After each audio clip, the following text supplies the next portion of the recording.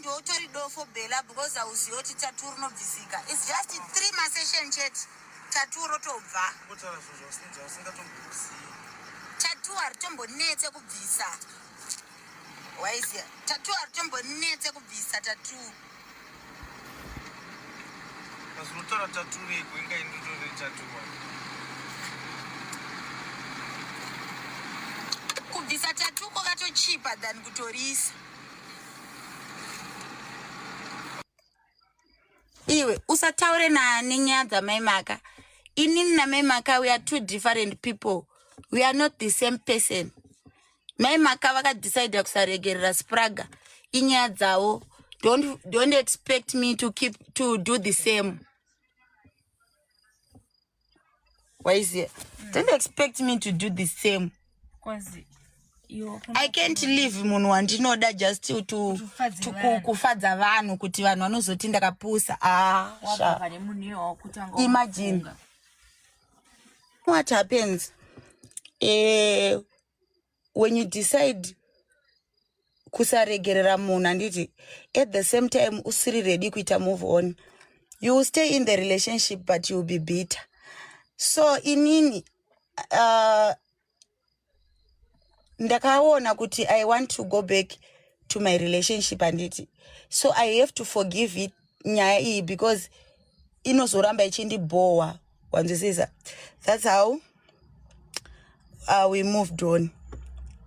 Saka inini handingarambe ndakatsamwa kunzwisisa.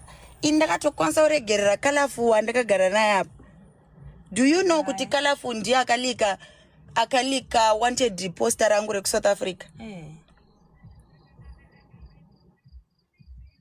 Do you know that? Kalafu ndiye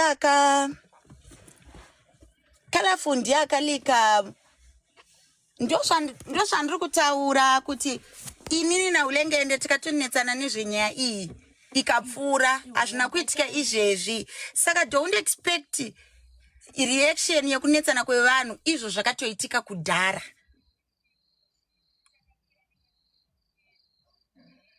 Waisiya?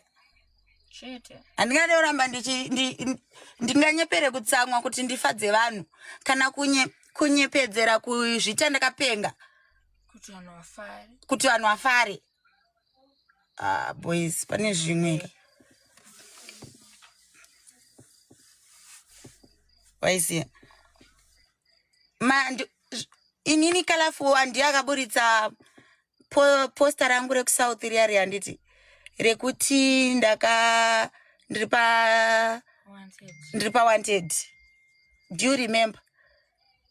Ndiye akariposta but I'm with her today because inini kana ndichida munhu ndinongomuregerera rather than kuti ndiite enemies naUlengende kana kuti ndiite enemies naKalafu.